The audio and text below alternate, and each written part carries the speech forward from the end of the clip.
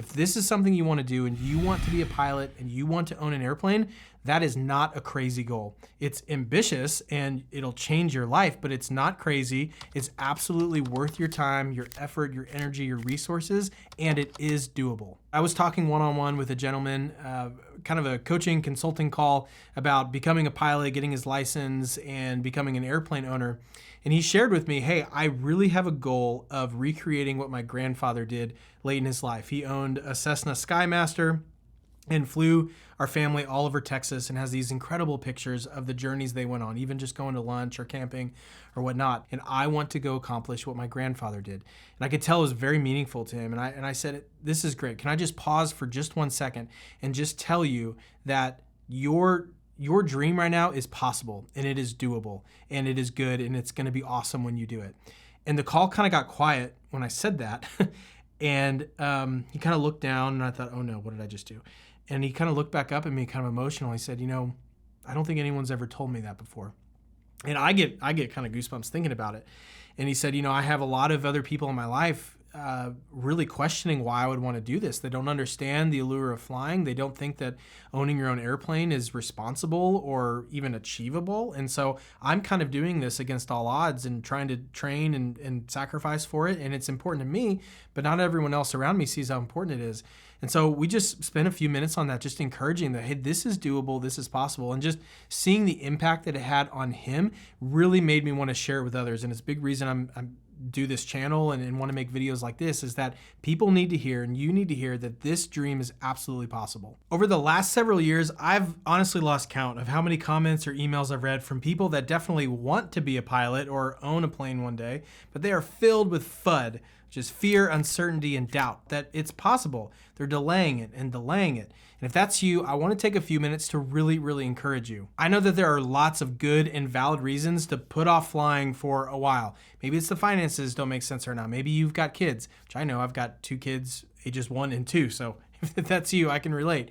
Or maybe you have a parent living with you with a chronic illness or a terminal illness. There are lots of very legitimate reasons that right now it's tough to fly. But if you're not careful, I think it's really easy that after that season is over, maybe it's a few months or a few years, it's easy to continuously put off flying and say, now's not the right time, or now's not the right time, or it's just around the corner, it's just around the corner.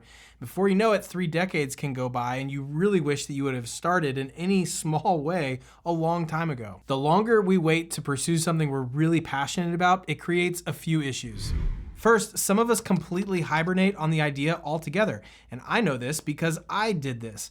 I got my pilot's license when I was 17. I got to fly my dad's Super Cub here and there and in college. But after college, I moved and I got a job, but I didn't have much money and I just couldn't afford to fly. I mean, I wanted to so badly, but because it didn't make sense for me financially, I just largely pulled back from aviation. And I thought, if I can't pursue it all the way, then I don't want to pursue it at all right now. And man, what a mistake that was. I think I really could have been around aviation even though I wasn't really actively flying. I really, really regret stepping away for a few years. The second issue that waiting creates is that over time you end up filling your schedule and your calendar with other things. It might actually get even harder to fit in aviation the longer you wait because you're so committed to other things. Calendar, I think this is relatable. Calendars always seem to fill up on their own, but they never seem to declutter on their own. It's a funny thing.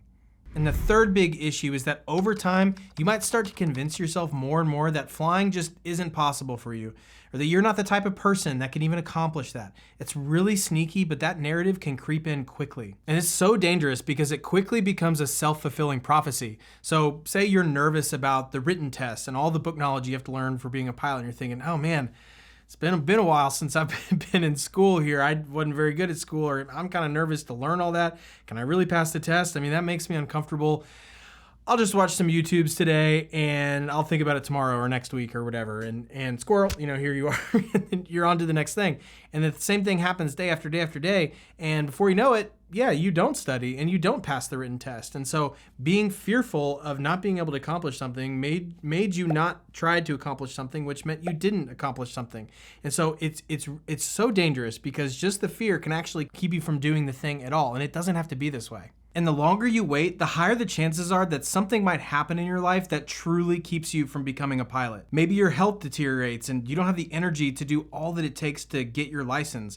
Or maybe you end up with a health condition that disqualifies you altogether. Basically, instead of just fear, uncertainty, or doubt, FUD, holding you back, one day tangible barriers could hold you back. I mean, who knows what's going to happen, but at some point, all we have to work with is today. And today is a great time to start working towards your goals. So what can we do about it? Well, even if getting your pilot's license or owning a plane in the next year it might not be very feasible for you in your circumstance, there are lots of things we can do that kind of get us headed in that direction. If we just widen our time horizon in which we're expecting results, it can actually lead to a really good thing. I'm not just telling you to suck it up and just say, hey, just get over it and do it. Although there is something to be said for that, but that's not the point of this video. The point is, what small actions can we start doing now that even if it's gonna take us longer than we'd like, have a reasonable chance of getting us to our goal? You could take a discovery flight at a local flight school, or heck, you could even take one every single month or every 60 days. People don't talk about it that much. You can take more than one if you want, just enough to get you in the cockpit and kind of fall in love with it all over again. And remember, man, this is worth my time. Also, you could sign up for online ground school and commit to doing 1 hour, or gosh, even 15 minutes of studying each weekend, or early one morning before work. Just do something to get on the board. You could also join a local EAA chapter, which is the Experimental Aviation Association, and meet local pilots and surround yourself with like-minded people. Because you're usually a product of the people you're around. If you want to get really good at golf, go hang around people that are a lot better at golf than you. If you want to get indoctrinated in aviation, go hang around pilots and airplane owners. You're going to soak it in because at the end of the day, you're most like the people you hang around. Speaking of which, you could go to EAA AirVenture in Oshkosh, Wisconsin. I mean, talk about having the most pilots and aviation enthusiasts per capita anywhere in the world. I mean, this is the place to be if you're interested in aviation. It's an absolute blast. Take your family and go surround yourself in aviation.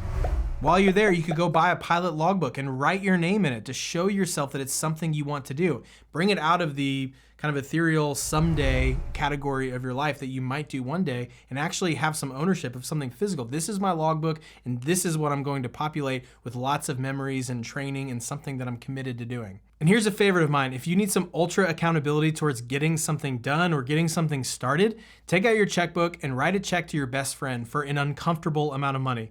It's gonna be different for everybody. That might be $100, it might be $10,000. If you're married, just think about whatever amount of money your spouse would react and say, you did what?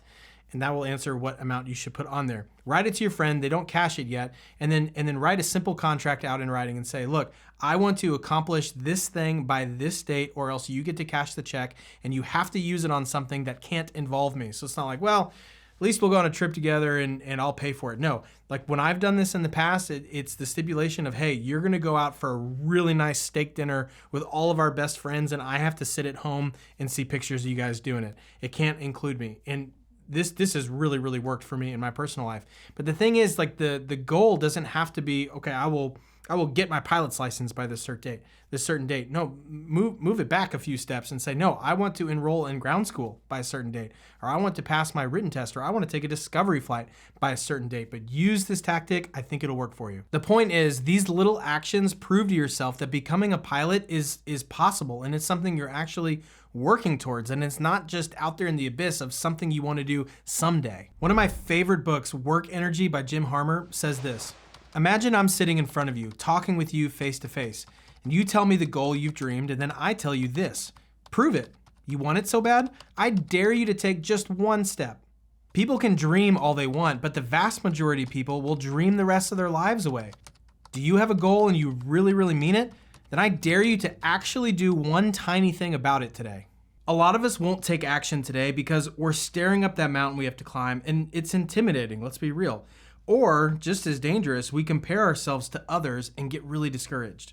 And I think it is really easy to accidentally compare your starting line with someone's finish line. So I think it's really important to remember when you're seeing what other people have done to actually just view it as reinforcement that that is accomplishable, it is doable. So instead of seeing someone that became a pilot or got an airplane and say, oh man, I wish that was me, say, hey, that's actually great news. Someone else did it, which gives me yet another data point that it's possible that I have a chance of doing it. It's gonna take a lot of hard work, but the more people that do it, the more and more I'm convinced that I also can do it. Now, I have one warning for you that I'll share here in a second, but before I do that, here's what I would love for you to do.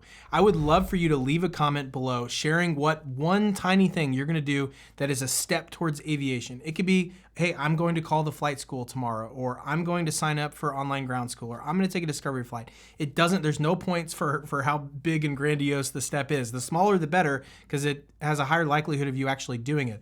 But go public with that and write it down, not for my benefit or anyone else's benefit necessarily, but just for your own benefit, to say, you know what?